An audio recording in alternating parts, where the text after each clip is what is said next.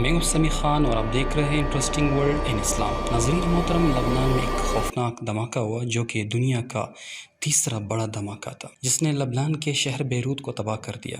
یہ دھماکہ بالکل ایٹم بم کے انداز کا تھا۔ اس دھماکے کے نتیجے میں گہرے بادل آسمان کی طرف اٹھے اور ایک زوردار آواز کے ساتھ جو کہ 240 کلومیٹر تک سنائی دی اور 10 کلومیٹر کی ریڈیس تک تباہی کی۔ اب سوال یہ ہے کہ دھماکہ کیسے ہوا، کس نے کیا؟ ناظرین، دلچسپ بات یہ ہے کہ دھماکہ سمپسن کارٹون میں پہلے سے بتایا گیا تھا۔ بالکل اگر آپ موازنہ کریں تو لبنان میں جو دھماکہ ہوا ہے وہ بالکل سمپسن کارٹون میں ہونے والے دھماکے سے مشابہت رکھتا ہے۔ تو اس کا مطلب یہ ہے کہ یہ دھماکہ صاف ظاہر ہے کہ اسرائیل نے کیا ہے، کیونکہ اسرائیل کی سرحد بالکل لبنان کے ساتھ ملتی ہے اور گریٹر اسرائیل بنانے کے لیے لبنان کو کمزور کرنا بہت ضروری ہے۔ اور ناظرین، سب سے حیران کن بات یہ ہے کہ امریکہ کے صدر ٹرمپ نے کہا ہے کہ میں اپنے جنرل سے پوچھا، وہ کہتے ہیں کہ یہ حملہ ہے لبنان پر اور یہ کوئی چھوٹا پٹاخے نہیں ہے، خطرناک حملہ ہے، کیونکہ 2 لاکھ گھر تباہ ہوئے اور سینکڑوں لوگ زخمی ہوئے اور سینکڑوں لوگ مر گئے۔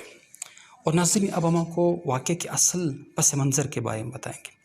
لبنان ایک چھوٹا غریب ملک ہے جو کہ جغرافیائی لحاظ سے شام اور اسرائیل کے درمیان واقع ہے، اور وہ اس کا شہر بیروت ایک ساحلی شہر ہے اور اس کی بندرگاہ کافی اہمیت رکھتی ہے۔ اور اس کے علاوہ مزید یہ ہے کہ لبنان کی کل آبادی 70 لاکھ کے قریب ہے اور اس کی سرکاری زبان عربی ہے، جس میں 50% سنی اور شیعہ مسلک کے لوگ رہتے ہیں اور 50% میں عیسائی اور دوسرے چھوٹے مذاہب کے لوگ بھی رہتے ہیں۔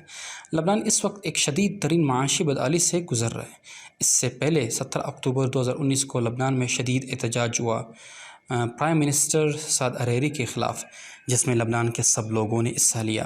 شدید بدحالی تھی شہر میں اور کچھ عرصہ بعد سعد حریری کا فیصلہ آنا تھا اور اچانک بدترین حالات میں دھماکہ۔ اصل میں سعد حریری نے مغرب اور اسرائیل کے ساتھ مل کر لبنان شہر کو بالکل تباہ کر دیا، ہر حوالے سے کمزور کر دیا، اور اسرائیل کے گریٹر اسرائیل کے نقشے میں لبنان شام بھی شامل ہے۔ اور اس لیے پہلے کورونا کی وجہ سے بہت حالات خراب تھے اور دھماکے کی وجہ سے اس چھوٹے ملک کو بالکل تباہ کر دیا، اور سمپسن کارٹون نے اس کی پیشن گوئی پہلے سے کی تھی۔ اصل میں اسرائیل کے لوگ دجال کے آنے کی تیاری کر رہے ہیں، اور جو کام کرنا ہوتا ہے وہ پہلے ہی دجالی کارٹون سمپسن میں دکھا دیتے ہیں۔ سمپسن کارٹون یا تو ایک پری پلان منصوبہ ہے اور شیطانی طاقتیں اس کے پیچھے کار فرما ہے۔ اگر آپ کو ہماری یہ ویڈیو پسند آئی ہے تو حوصلہ افزائی کے لیے ہمارے اس چینل کو سبسکرائب کریں اور شیئر کریں۔ شکریہ۔